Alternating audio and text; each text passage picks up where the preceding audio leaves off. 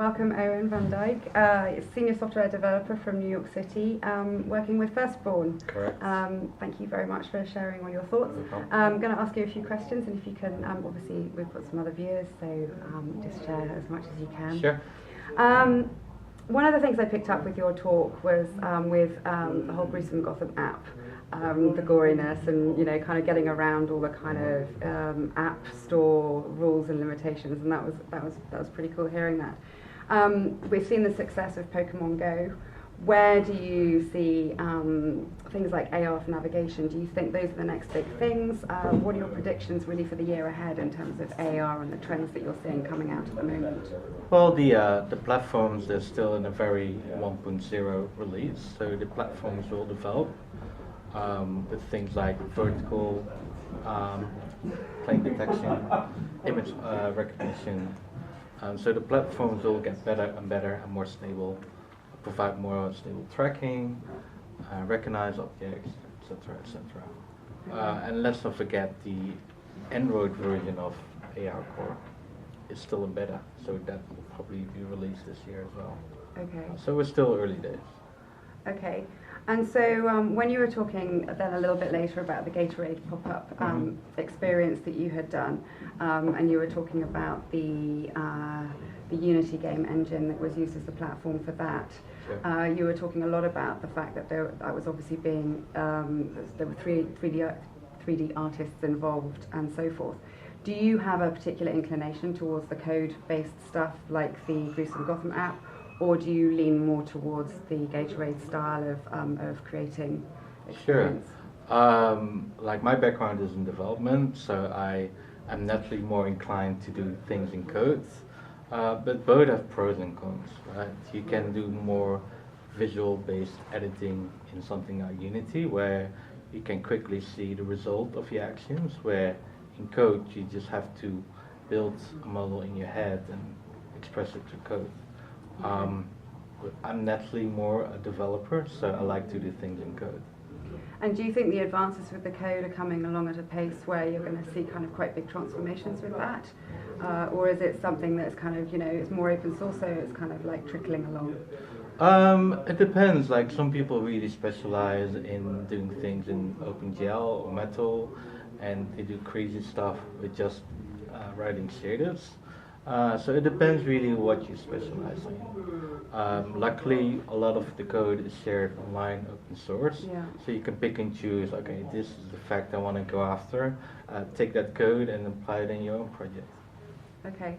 And do you find that the community is very active in that regard in terms of being good with sharing stuff, or Yeah, is it? yeah, you know, with platforms like GitHub, it's easy to share your code.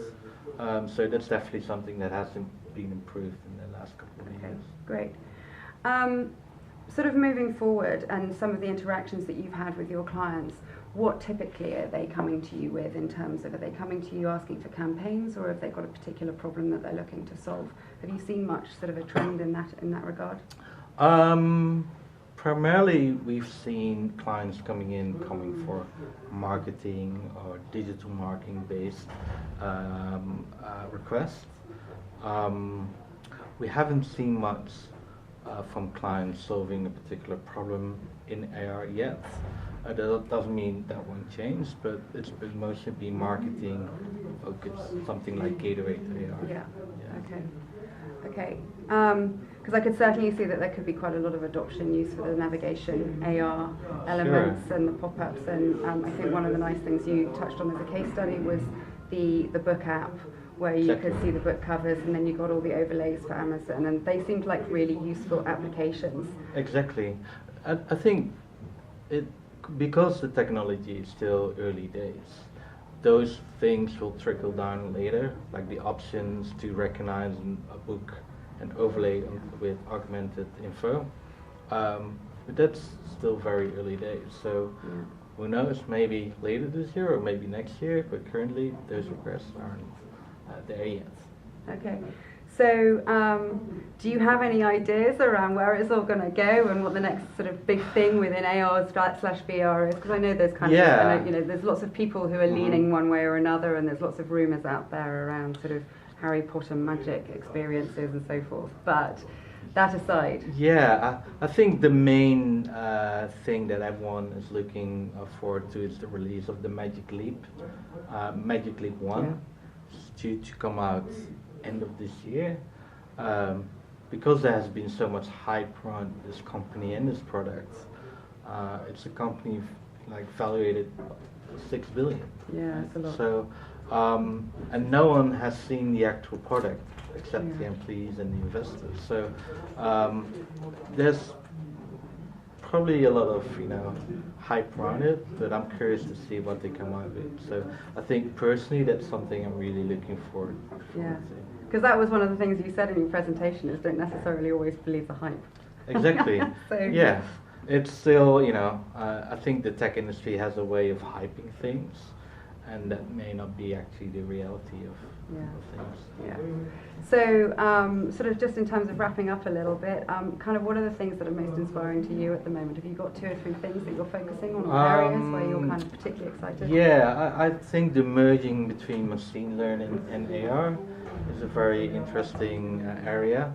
The ability to recognize objects using your phone, whether that's the camera, whether that's a car, so you can train your phone to recognize either the make and the model of the car, and you could then augment information on top of it.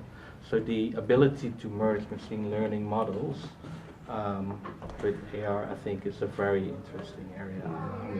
It's a huge opportunity for bringing the data together and actually making it useful. Exactly.